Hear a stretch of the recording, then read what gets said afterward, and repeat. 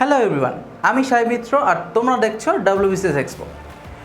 WBCS পরীক্ষা হচ্ছে, তো WBCS পরীক্ষার সবথেকে ইম্পর্ট্যান্ট যে সমস্ত সাবজেক্ট তার মধ্যে পলিটি একটি।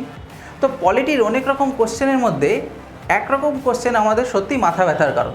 সেই কোশ্চেনগুলো কী কী না, মৌলিক অধিকার কোথা থেকে নেওয়া হয়েছে, ভারতের সংসদীয় পার্লামেন্ট ব্যবস্থা কোথা থেকে নেওয়া হয়েছে, ঠিক আছে, বা সংবিধান সংশোধন কোথা থেকে নেওয়া হয়েছে, ঠিক আছে, বা লোকপাল বিল কোথা থেকে নেওয়া হয়েছে। এই যে আমাদের সংবিধান যেখান থেকে কালেক্ট করা হয়েছে, অর্থাৎ যে দেশের সংবিধান থেকে নেওয়া হয়েছে, প্রশ্ন সেই জায়গা থেকে আসে যে কোন পার্টটা কোথা থেকে নেওয়া হয়েছে।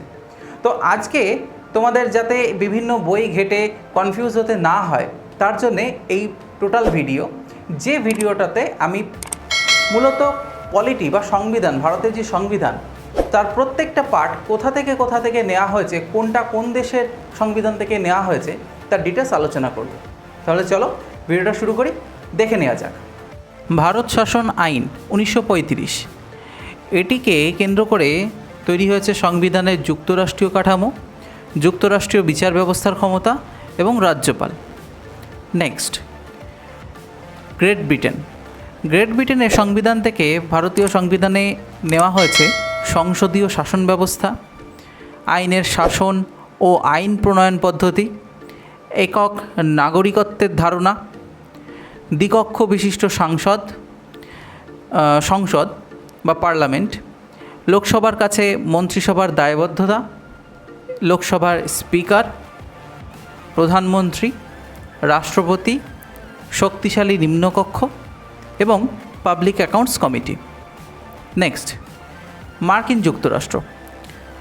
যুক্তরাষ্ট্র থেকে নেওয়া হয়েছে প্রস্তাবনা, মৌলিক অধিকার, বিচার ব্যবস্থার স্বাধীনতা এবং বিচার বিভাগীয় পুনর্বিবেচনা, সুপ্রিম কোর্ট ও হাইকোর্টের বিচারপতিদের অপসারণ পদ্ধতি, রাজ্যসভার চেয়ারম্যান রূপে উপরাষ্ট্রপতি এবং অঙ্গরাজ্যের শাসন ব্যবস্থা। নেক্সট, সোভিয়েত রাশিয়া থেকে মূলত নেওয়া হয়েছে মৌলিক কর্তব্য, পঞ্চবার্ষিকী পরিকল্পনা এবং ন্যায় বিচার। নেক্সট, আয়ারল্যান্ড থেকে নেওয়া হয়েছে রাজ্যসভায় রাষ্ট্রপতি দ্বারা মনোনীত সদস্য, রাষ্ট্রপতির নির্বাচন পদ্ধতি এবং রাষ্ট্র পরিচালনার নির্দেশাত্মক নীতি। অস্ট্রেলিয়া থেকে নেওয়া হয়েছে যুগ্ম তালিকা, প্রস্তাবনার ভাষা, ব্যবসা বাণিজ্য সংক্রান্ত নিয়ম এবং যৌথ অধিবেশন। নেক্সট, কানাডা থেকে নেওয়া হয়েছে যুক্তরাষ্ট্রীয় ব্যবস্থা এবং শক্তিশালী কেন্দ্রের উপস্থিতি, আর কেন্দ্র ও রাজ্যের মধ্যে ক্ষমতা বন্টন এবং কেন্দ্রের হাতে অবশিষ্ট ক্ষমতার বন্টন। দক্ষিণ আফ্রিকা থেকে নেওয়া হয়েছে একমাত্র সংবিধান সংশোধন পদ্ধতি এবং জার্মানি থেকে নেওয়া হয়েছে জরুরি অবস্থা এবং জরুরি অবস্থা চলাকালীন মৌলিক অধিকার রদ সংক্রান্ত নিয়ম, এবং সুইডেন থেকে নেওয়া হয়েছে লোকপাল সম্পর্কিত ধারণা বা অম্বুডসম্যান যেটাকে বলা হয়, এবং লাস্ট জাপান থেকে নেওয়া হয়েছে সুপ্রিম কোর্টের কার্য পরিচালনার নিয়মাবলী।